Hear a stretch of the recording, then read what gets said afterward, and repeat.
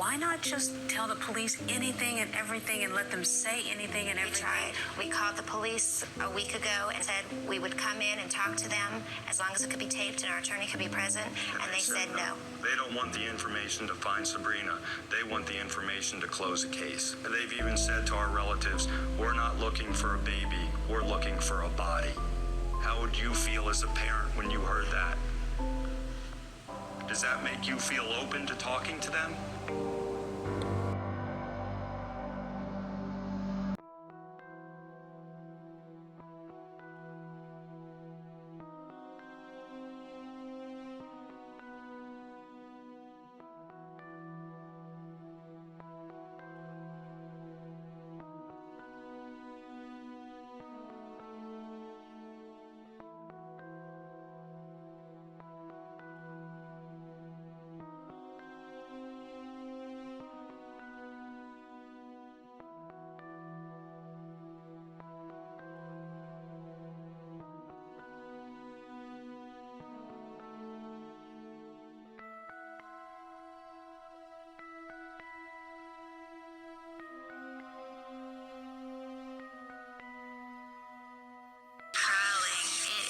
November 21st or 22nd, right?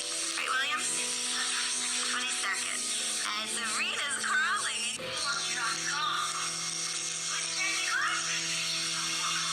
That's a pretty girl. That's a pretty girl. She's so smart. She's looking around. What's she gonna get to next?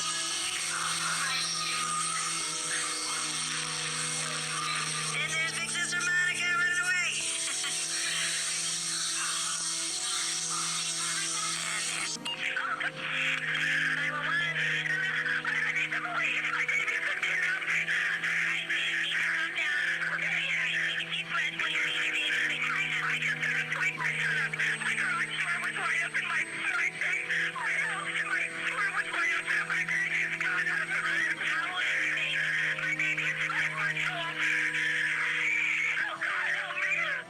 Was someone watching?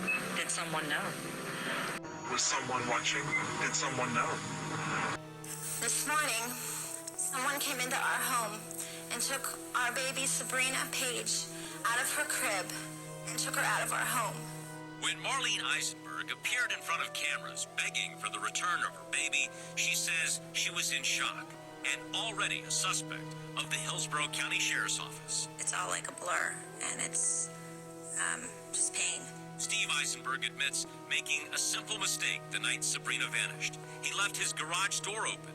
The Eisenbergs believe someone entered their home through the garage and took their child. Well, the mother got up to get some of the other children ready for school, and she had walked by the infant's room, and like any parent would check on the infant at that point and discovered her missing. Anyone who was, if it was someone who was scoping it out, if that's the word, to see the situation, if they were around enough times, it wouldn't have taken long to figure out that they were apt to leave the garage door open. I hope, but I pray, and I hope everybody that's watching is on their knees praying, and the person that took this child to bring her back. Tonight, we came here to pray for Sabrina. Tomorrow, we want to talk to the person who has Sabrina. Thank you for coming here to be with us. Did someone see the birth announcement and watch for 5 months later, watch for an opening, and went for the child? Sabrina, come crawl to Mommy. Baby Sabrina disappeared from her crib sometime through the night as her mother, father, young sister, and brother slept, and not even a bark from the family dog. And not even a bark from the family dog. Not even a bark from the family dog. I remember when I first heard about the disappearance of 5-month-old Sabrina Eisenberg. And even to this day, without looking at an internet photo or the TV monitor or a newspaper, I recall exactly what 5-month-old Sabrina looked like, with those big eyes and the dark hair. Sabrina's disappearance was highly, highly unusual. It wasn't like she went missing at a crowded mall or was outside playing unattended at a park. She was in the home with her parents, Marlene and Steve Eisenberg. They're not far from Tampa, Florida, in Valrico, Florida, an upscale neighborhood. The parents seem to be well-educated, affluent. She knocked on our door at 5 or 6 minutes till 7 this morning. And I said, what's wrong? I was still in my nightshirt. And she says, my baby's gone, my baby's gone. What do you mean your baby's gone? You know, and she said someone came in and took her baby. The baby was gone, not in her crib. We have had peeping Toms, and we have had people try to open doors late at night. I'll be looking for disturbed soul and anything like of that nature that might clue me to put the dog there, or if the dog hits on something, obviously we'll check it out. Sabrina Eisenberg's disappearance was really shocking because this was right before Thanksgiving. This was a family who said, you know, they watched a Disney movie with Sabrina and their other two children who were just 4 and 8 years old. The family went to bed. Mom checks on Sabrina in her crib at around 11:30 that night. She said, you know, everything's fine. The family goes to sleep. They don't hear anything during the night. Nothing seems unusual until that morning when they wake up at about 6:30 and Sabrina is not in her crib. They just came in the house and took the baby from the crib. An unidentified hair in Sabrina's crib. There was a footprint left on the dust ruffle of her crib, not matching anyone. There was a tracking dog who tracked Sabrina's scent across the yard of the Eisenbergs. There was a neighbor who awakened in the night to say that her dog was barking, not loudly, but her dog was barking. Another neighbor saw headlights coming into their cul-de-sac. There were unidentified fingerprints at points of entry to the Eisenberg home. You know, this was every parent's worst nightmare. You know, over the last couple of decades, we've had lots of cases where babies went missing. Unfortunately, most of those cases are resolved, and unfortunately, in most of those cases, the baby turns out to be dead. We just don't know here. This case was a mystery in 1997, and it's just as big a mystery today. Taken the day before yesterday, this is her parents' first video of Sabrina. They hope it isn't the last. That's a pretty girl. Wearing pajamas that match these pants, Sabrina and her yellow baby blanket disappeared in the night. Around 4 this morning, next-door neighbor Martha Jones' dogs started barking. At the time, her husband thought little of it. But they never bark at night. Never. Unless... For them to bark in their kennels, they heard something. 3 hours later, around 7, Marlene Eisenberg went to get her 8-year-old son up for school and noticed Sabrina was gone. The shockwaves rumbled the neighborhood. Oh, it's terrifying. Oh my God, I'm just horrified. I hope it's some mistake or something like that's what I hope. After questioning the couple for hours, detectives took the Eisenbergs downtown for more interviews in privacy. Oh, it's standard to interview people in an environment where they can do it without being interrupted. And in an unusual move, investigators also took the couple's cars, hauling them off to the crime lab in a search for evidence. In addition to search dogs, the sheriff's office also called in a specially trained cadaver sniffing dog and started that grisly search in woods near Sabrina's house. I picked this because it would be very easy access for them to come here if, in fact, the baby was placed in the woods here. Folding the flyers for Sabrina. Diving the ponds in a stiff breeze. A yellow rose wilted and weathered on Sabrina's mailbox, still holding up crime scene tape. The woods empty now because the searchers have all gone home. The ground search is concluded at this point. We've searched an area roughly 5 miles around, and barring any further information, that part of the process is done. Keeping hope for Sabrina alive is falling on the shoulders of these young mothers. Okay, and then once you collect a few of those, then just seal them. Friends of Sabrina's mother stuffing envelopes at the Missing Children Help Center while babies sleep in strollers and preschoolers watch holiday cartoons. Cheryl Fink was with Marlene Eisenberg Friday at a children's holiday gathering, the first time, she says, the family's ventured out to see friends since Sabrina disappeared. She hadn't seen a lot of the people in weeks, and it was a very, very emotional, very tearful time. And we try to keep her spirits up by telling her that in our hearts we know that Sabrina is well. All the mailings we got were Sabrina. Ivana Denova has seen it all, hundreds of times. Her Missing Children Help Center is nationally renowned. But Denova says it's going to take more than stuffing envelopes to find Sabrina. But I think we need to keep the family focused on the fact that Sabrina needs to be found. There's no reason for them to be behind closed doors. You know, they've not done anything wrong. Their child has been taken from them. They need to put Sabrina on the national news every night so that phone calls are coming in from all over the country. Every day, Sabrina's parents turn down the kind of interviews that would stoke that national passion that Denova's talking about. I asked a network producer as she packed to leave town today, what would get Sabrina's story back in the national eye? She said, if the parents would only talk.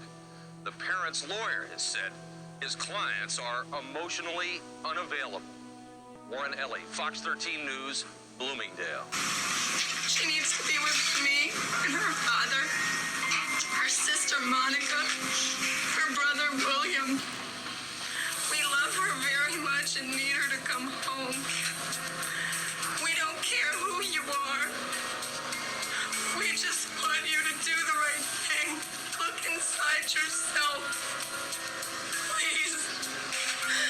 And drop her someplace safe. And call someone and tell them to come and get her so that she can come home to us. Was there any sign that someone had been in your house? Other than the door being opened. Door being open, her and her blanket missing. The laundry door, was it closed when you went to bed? Yes. Was it locked? No. It wasn't locked. It's something that we never lock because during the day when the children are playing, that's where they go in and out. With their bikes and basketball out front. But we're not talking about the middle of the day. We're talking the middle of the night. We felt that we were living in an area that was safer. We were on a cul-de-sac. There's one way in and one way out. We had a sense of security, a false sense of security. But how can you explain how someone could get in here and you don't hear them and you don't find any sign that they've been in here? Well, how do people get robbed all the time and they're sleeping and somebody goes in and steals a TV or their china? This is the same thing, except they took our baby instead of china or TV. The Eisenbergs to the police station for questioning. They interviewed us separately, doing a polygraph for Marlene and then one for me. Did you have any concerns, any objections to doing a polygraph test? No, we even at that time offered to give them blood and fingerprints. Anything they needed. Hours later, the couple says police coached them in this televised plea. Please bring our baby back to us. When your 8-year-old son asks when the next time he can come home and see his little sister smile at him as she crawls to him, what do you say? When your loving wife wonders aloud, how could this happen to us? How do you give her the strength and the hope for the future? The parents are the victims, and they have more information of who may have done this than anyone else. And so that's the reason for extensive interviews with them, is to find out anything that they may be able to tell us as to who may have done this. The story didn't make sense to me. Story didn't make sense to me. And I don't think that the parents' story made sense to police either. The Eisenbergs said that they had gone to bed, that mommy checked on her 5-month-old baby girl around 11:30 p.m. That everything was quiet through the night, and then around 6:30 a.m. she checked and Sabrina was missing. Now, here are the other factors, which just rubbed a lot of court watchers and a lot of legal eagles the wrong way. The Eisenbergs said that they left the kitchen door unlocked. The kitchen door led to the garage. They said the garage door was up. They also said the alarm was turned off. The dog that lived inside, it was an indoor-outdoor dog, never barked. Immediately, they called 911. Marlene Eisenberg even said, she was so hysterical, so upset that she was, losing control of her bodily functions. I think because of their story, because of statistics weighing heavily against the Eisenbergs, police, like me, raised their tentacles. It didn't fit together. All of that didn't make sense at first blush. Police then focused almost solely on the Eisenbergs. And that does make sense that they would. They went to a grand jury where, in the matter of their missing 5-month-old girl, Sabrina, they both pled the Fifth Amendment. They invoked their right to remain silent as the grand jury investigated the disappearance of baby Sabrina. The Eisenbergs called the sheriff's office. The search included dive teams scouring ponds near their Valrico home. If you're looking for a live baby, you're not searching the waterways and making that the focus. You're going out and looking for a baby. Steve Eisenberg says a detective accused the couple of involvement in their daughter's disappearance. When you assign a homicide detective and a child abuse detective in the first few minutes, the decision's already been made. The Eisenbergs say their rabbi gave them the name of an attorney to call, Barry Cohen. We went to Barry because my brother told me we needed to go to an attorney. Cohen steadfastly believes Steve and Marlene did nothing to harm baby Sabrina. What do you think happened to their baby? Well, I know that there's no way in the world that Steve and Marlene had anything to do with taking that baby. He also believes the Hillsborough County Sheriff's Office bungled the investigation. The supervisors and the sheriff at that time had decided that the Eisenbergs were guilty, and then they had no other leads because they weren't looking for any other leads. The Hillsborough County Sheriff's Office refused to go on camera for this story despite numerous phone conversations with them about the case.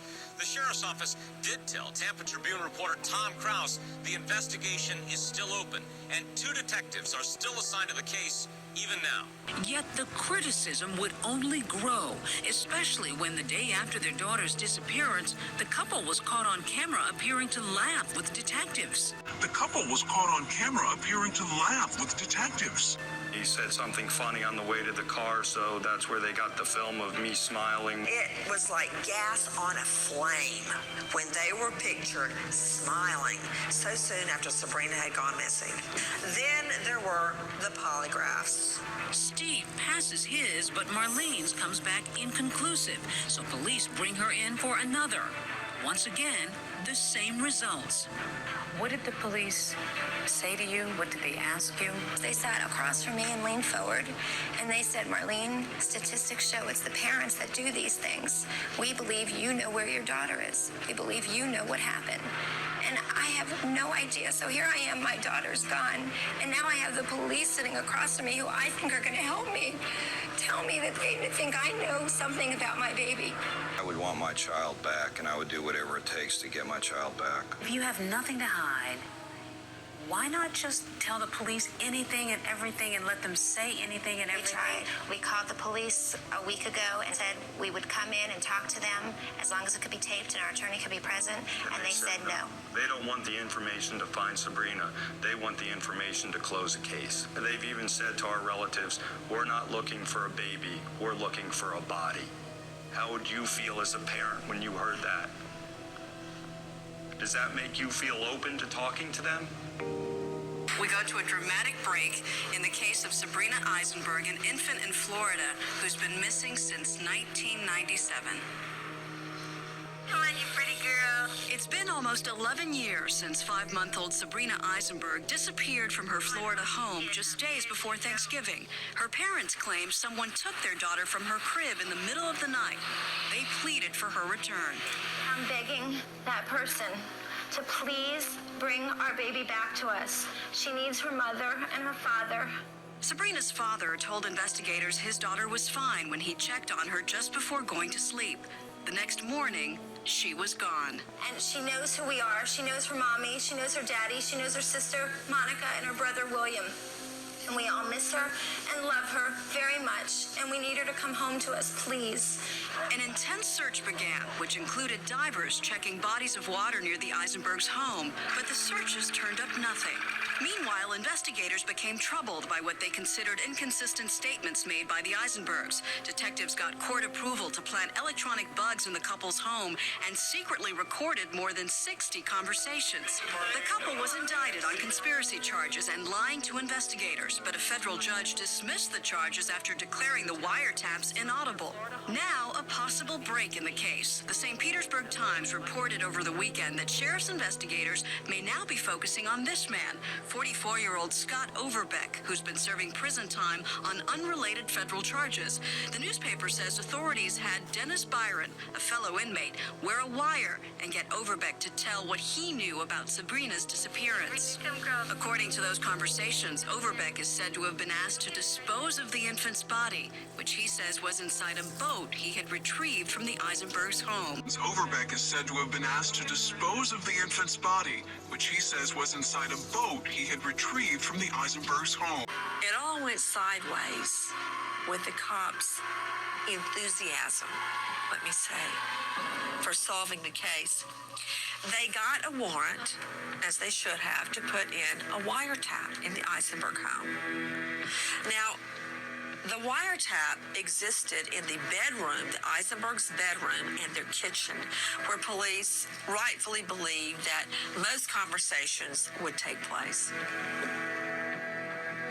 From that point on, the case went right down the tubes because apparently on the wiretap were two rookies that had never done wiretaps before.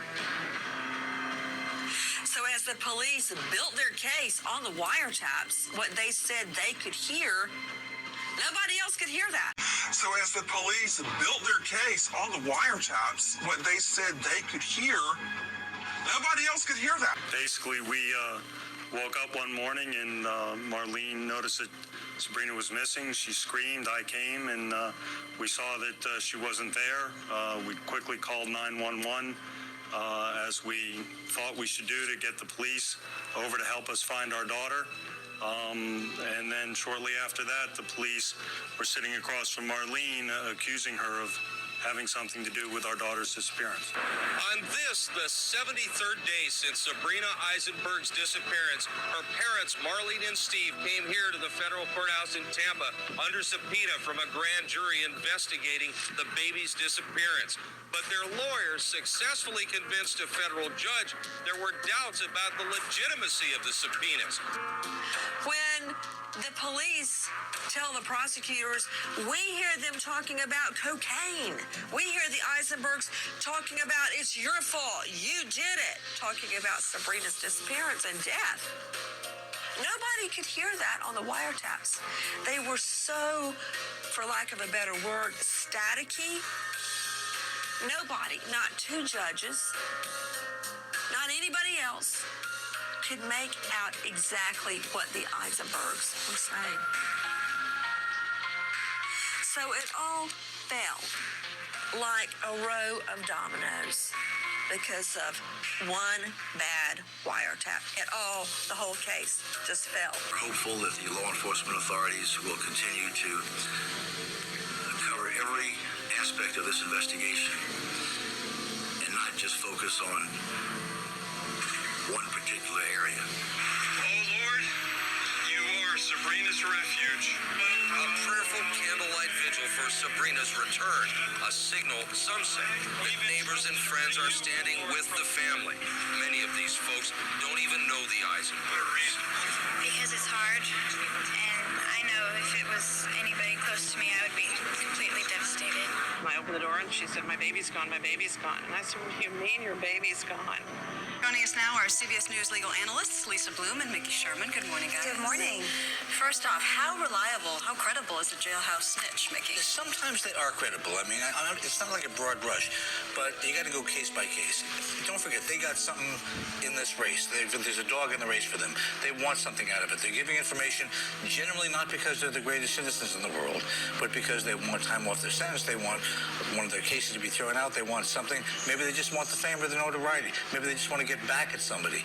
You have to be very skeptical when listening to a jailhouse niche. Will they clean up? We saw their pictures. Will they clean up these guys when they put them in court if it comes to that? Sure. Overbeck, when he comes to testify, he'll be clean shaved. He'll have a nice haircut. He'll put on a nice suit. But without some corroboration, there's not going to be enough here to prove this case beyond a reasonable doubt. This guy is an accused felon. He's an alleged drug dealer. And don't forget this family. And it all goes back to the family if you believe Overbeck's story.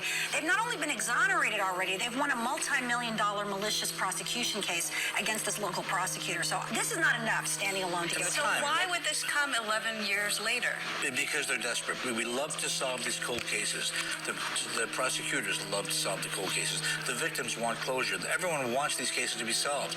But when you have the answer being from some guy who's been sitting in jail, I mean, why didn't he come forward before? Exactly. That's always the big question. Why wait till now to deliver justice? Well, if you ask the Eisenberg's attorney, Barry Cohen, he'll tell you it's because the detectives put him up to it to implicate the family and to implicate even him. Do you think they'll ever link anything to the family and his attorney? I think it's highly unlikely, and the local prosecutors have already released a statement saying Barry Cohen is not a suspect, not a person of interest, so it's clear he's being aggressive in protecting his good name. Look, there may be something here. I mean, this man says he smelled the odor of decomposition on a boat, but 11 years later, without more corroboration, there's just not going to be enough. So what do you do if you're prosecutors now?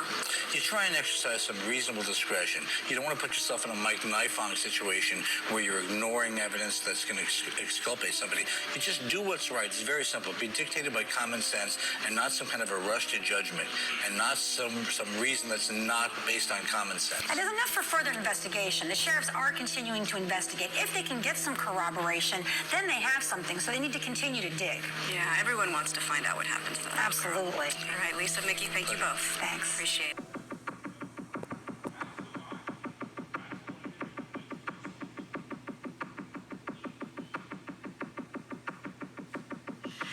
Now, a lot of defense attorneys will argue that polygraphs are inadmissible in a court of law. That is not true. If both parties stipulate beforehand that the polygraph will be taken and admitted in evidence, regardless of the outcome, they can come into evidence. And they routinely come into evidence in civil trials. Interesting, Marlene Eisenberg says police told her not one but two polygraphs were inconclusive. She also says police told her that that's understandable because of the degree of stress she was under at the time of the polygraphs. Frankly, whenever you take a polygraph, it's stressful. You don't take a polygraph in any other circumstance except a bad circumstance. You don't take a polygraph when everything's going great. You take a polygraph when something's gone horribly wrong. That's when you get strapped up to a polygraph. So everybody has stress when they take a polygraph. The father apparently passed his polygraph, which I find very interesting. Now, those were police polygraphs. Were other polygraphs taken that they passed or failed? We don't really know. Polygraphs are part of the overall investigation, and you don't hang your hat totally on the results. I've seen both false positives and false negatives come out. Now, the Eisenbergs insist that they did take a private polygraph and that they passed it. There are also two other incidents, attempted break-ins in our neighborhood within 2 weeks before ours, and also homes with babies. Now, the terrible tragedy, Marlene, is usually if there's no note, there's no kidnapping kind of thing. You weren't major candidates, you're not multimillionaires. This is obviously a child apprehension for someone who wanted a child. So the odds are the child might be alive, but the odds are being raised by people who wanted her. So that's what we believe happened, or... I mean, that's the most in child missing, right? Usually it's taken by someone. When it's not a kidnapping and the parents didn't do it, it's someone who wanted a baby or a child. Exactly, and that's all we can believe in our hearts too. We have to believe that, and that's why it's so important for people that may have had a baby come into their home just 1 year ago, 2 years ago, 3 years ago. Look at this child that a friend and a relative, somebody that that just can say, you know what, they had a child that came into their family a year ago and she looks like this baby. That's what we need to happen. Both Steve and Marlene Eisenberg, Sabrina's parents, were charged eventually with federal charges of obstruction of justice and conspiracy. Now, those charges were eventually dropped. They were based on federal charges. They were not state charges, and they were eventually dropped. The state of Florida has never lodged charges against either of the Eisenbergs. Well, the police have a right to investigate the parents. That's a natural, responsible thing to do. In this case, however, they continue to stay focused on the Eisenbergs without looking for any other leads, and they became obsessed with the conclusion that the Eisenbergs were responsible. And when they couldn't find facts to support that conclusion, they literally made them up, to the extent that they lied to a state judge to get a wiretap. And as you well know, the wiretap produced absolutely no incriminating evidence whatsoever, despite the fact that the prosecutors said all of these terribly bad things in the indictment, and absolutely nothing there. The judge said it was pure fiction. The award of almost $3 million in legal fees came as a result of their having to defend these charges, which were ultimately dismissed. Charges that were based on what the judge perceived to be misconduct, overreaching on the part of the government. And as a result, they had to pay.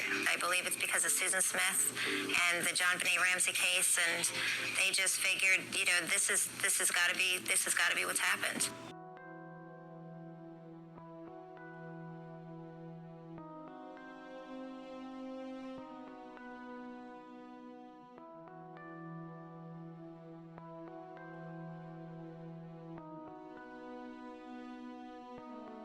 A rough few years, but we try and concentrate on our other two children, and we try and get Sabrina's picture out every opportunity we can. You moved away from Florida, though, right? We moved back to Maryland. Any particular reason? To live in the house that I grew up in. My dad is allowing us to live there. So. Is the best bet that rather than being harmed, she was taken to be raised? Definitely. I can't believe anything else. But she still needs to be right. But she still needs to come home to us.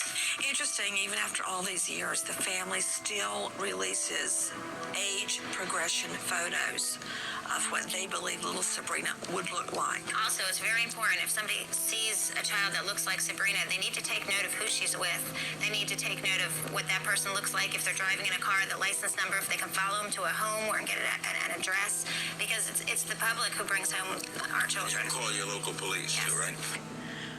I say interesting because the Eisenberg family is doing that, but not police. I say interesting because the Eisenberg family is doing that, but not police. Tonight we're getting fresh new insight into the disappearance of baby Sabrina Eisenberg. It's been 20 years, but now new developments are sparking new interest in the local mystery that captivated the country. ABC Action News anchor Paul LeGrone is following this for us tonight. Paul. Jameson, tonight 2020 is doing an in-depth piece on the Eisenberg case, and it centers on two women, both claiming to be the 5-month-old infant who vanished from this Valrico home 20 years ago. How much do you think about her? I think about her every day. Tonight on 2020, Marlene and Steve Eisenberg open up to Deborah Roberts 20 years after their baby daughter disappeared from their Valrico home. You feel confident that she's still alive? Oh, yeah, absolutely.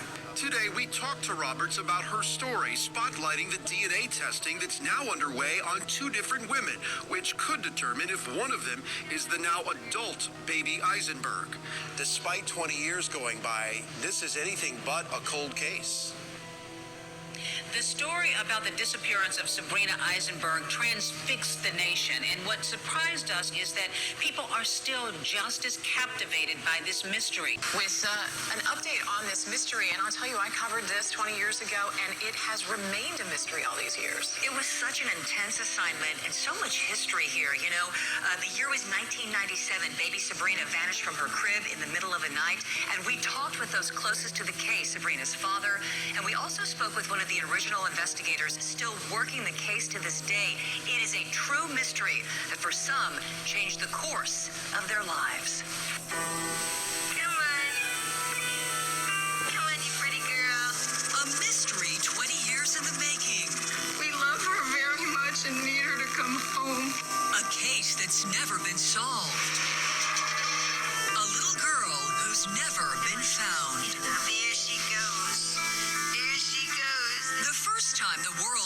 baby Sabrina?